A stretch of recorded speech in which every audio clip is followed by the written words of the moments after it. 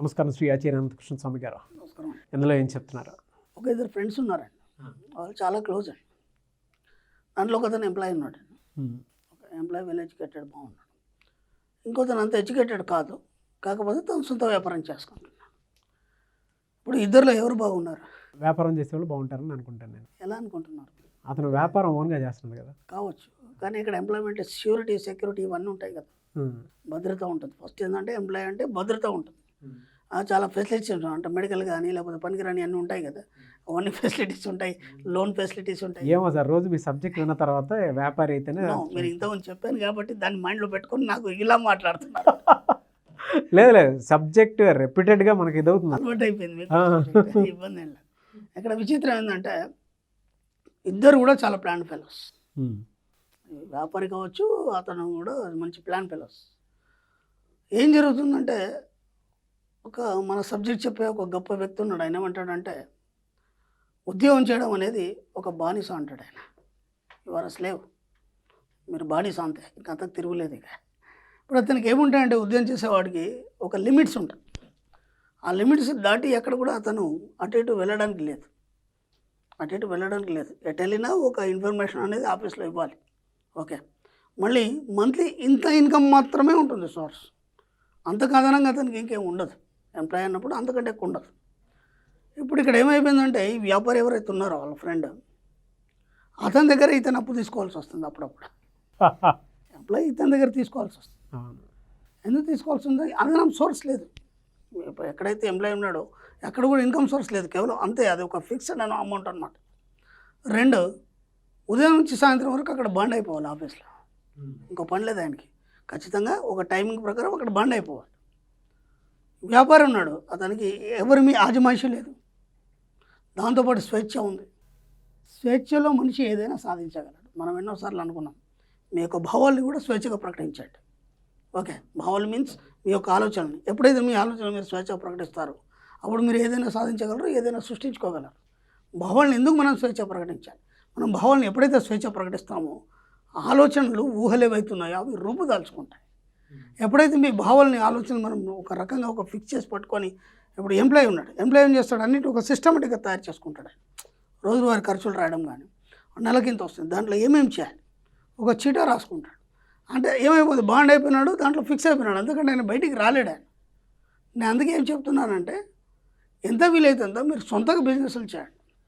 అప్పుడు ఒక పిల్లాడు ఉన్నాడు, మంచి యువకుడు, డిగ్రీ అది అయిపోయిన తర్వాత ఇంకేదో చేశాడు. చేసిన తర్వాత మళ్ళీ జాబ్ సెర్చింగ్ ఎందుకు చేస్తావు నువ్వు? నాకు అర్థం కాదు.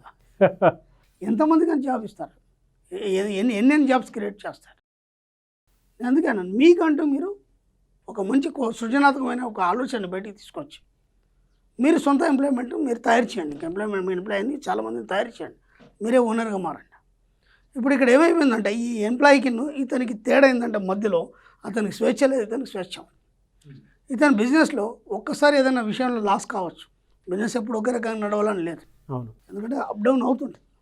అయినా సరే ఆ లాస్ని నెక్స్ట్ అతని తెలివితేటలతో కానీ, లేకపోతే ఆ బిజినెస్లో ఇంకో కొత్త టెక్నిక్స్ ద్వారా కానీ, లేదంటే ఇంకో కొత్త సైడ్లో ఇంకేదైనా బిజినెస్ పెట్టుకొని దాన్ని అధిగమించగలుగుతాడు. ఎంప్లాయీకి ఆ ఫెసిలిటీ లేదా? అవును. ఒకవేళ కొత్తగా ఏం చేయాలన్నా కానీ ఆఫీస్లో ఇంటిమేట్ చేయాలి, దాన్ని చేసే పని దగ్గర ఇంటిమేట్ చేయాలి. ఎందుకంటే కొత్తగా ఏం చేయాలన్నా దానికి టైం కేటాయించాలి. ఎప్పుడైనా ఒక గంట అటు ఇటు అయినా సరే మనం పర్మిషన్ తీసుకోవాలి. ఇవన్నీ ఉంటాయి. కాబట్టి ఉద్యోగం అనే ఆలోచన మీరు ఫస్ట్ ముందు మానేయండి. ఎక్కడైనా సరే మీరు ఉద్యోగం చేయాలి, జాబ్ రావాలి, జాబ్ చేయాలనే ఆలోచన ముందు పక్కన పెట్టండి. ఎందుకంటే చెప్తున్నాను కదా, అదొక వ్యసనం అంటాడు. ఉద్యోగం చేయడం అనేది వ్యసనం. అంటే దానికి పడిపోయినాడు మనిషి. అలవాటు పడిపోయి మనం ఇంతకుముందు చెప్పుకున్నాం కదా, ఎక్కడున్నావు అనే పాయింట్ దగ్గర ఆ పాయింట్లో ఉండేసి అదే ప్రపంచం అనుకొని ఇంకా బయటికి రాలేకపోతున్నాడు. అక్కడ ఏమైపోతుంది, నువ్వు అన్నిటికీ నీకు అన్ని యాంక్షలు ఉన్నాయి, నీకు దాంతో ఇప్పుడు బాండింగ్ ఉంది, దాని కథల నుంచి నువ్వు బయటికి రావడానికి వీలే లేదు అసలు. నువ్వు సొంతగా ఏదైనా చేసుకున్నావు అనుకోండి, పూర్తి స్వేచ్ఛ ఉంది, నీ భావాన్ని ప్రకటించవచ్చు, అలాగే ఏదైనా చేయొచ్చు. నీకు అడిగేవాడు లేడు, నీ మీద ఆజమాయిషి లేదు, నీకు బాస్ లేడు. ఫస్ట్ ఉద్యోగం చేస్తున్నావు, నీకు బాస్ కంపల్సరీ ఉండాలి. అవును, ఆయన ఏం చెప్తే అదే చేయాలి. నీ సొంత ఆలోచనలు అక్కడేం క్రియేట్ చేయడానికి లేదు. ఓకేనా? కాబట్టి పెద్ద పెద్ద కంపెనీలో కొన్ని ఫెసిలిటీస్ ఉంటాయి. పెద్ద కంపెనీలు ఏం చేస్తారంటే ఎంప్లాయీస్ యొక్క అభిప్రాయాన్ని తీసుకుంటారు. ఎందుకంటే ఆ ప్రైవేట్ కంపెనీస్, నేను చెప్పేది గవర్నమెంట్ కంపెనీస్ కాదు, ప్రైవేట్ కంపెనీస్. ఎంప్లాయీస్ యొక్క అభిప్రాయాలు తీసుకుంటారు. ఓకే. తీసుకొని వాళ్ళ ఆలోచనల్ని ఏ విధంగా వాళ్ళు ఇంప్లిమెంట్ చేయాలి. సపోజ్ మీ ఆలోచన నచ్చింది, దాన్ని తీసుకొని ఏం చేస్తారంటే ఇంప్లిమెంట్ చేస్తారు. సక్సెస్ అయిందా, అప్పుడు ఈ ఎంప్లాయీకి ఏం చేస్తారంటే చాలా పారితోషికాలు ఇస్తారు. అది బాగుంది.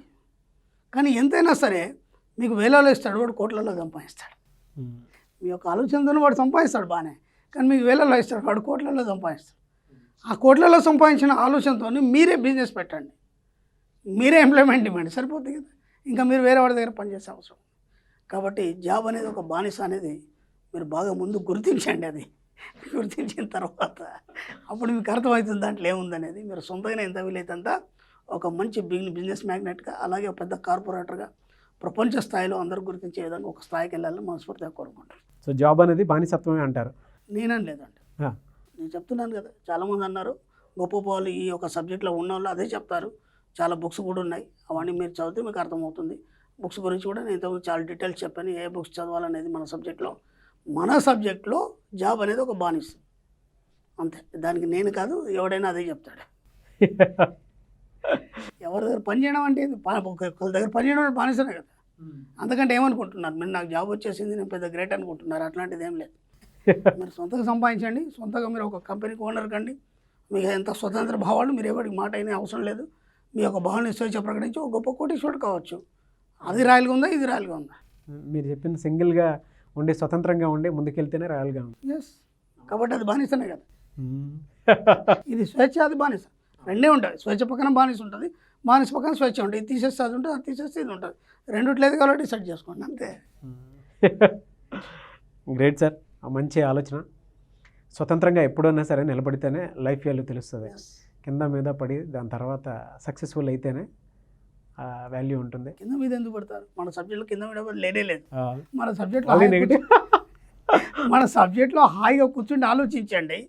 మీ ఆలోచనలకు పదులు పెట్టండి. మీ ఆలోచనలు నిరంతరం ఆలోచిస్తుంటే వాటితో మాట్లాడితే చాలు. మీరు ఏం ఆలోచిస్తున్నా అది అయిపోతారని చెప్తున్నాను నేను. నెగిటివ్ ఆలోచన నెగిటివ్ అయిపోతారు, పాజిటివ్ ఆలోచన పాజిటివ్. దానికి కష్టపడే అవసరం లేదు, కింద మీద పడే అవసరం లేదు.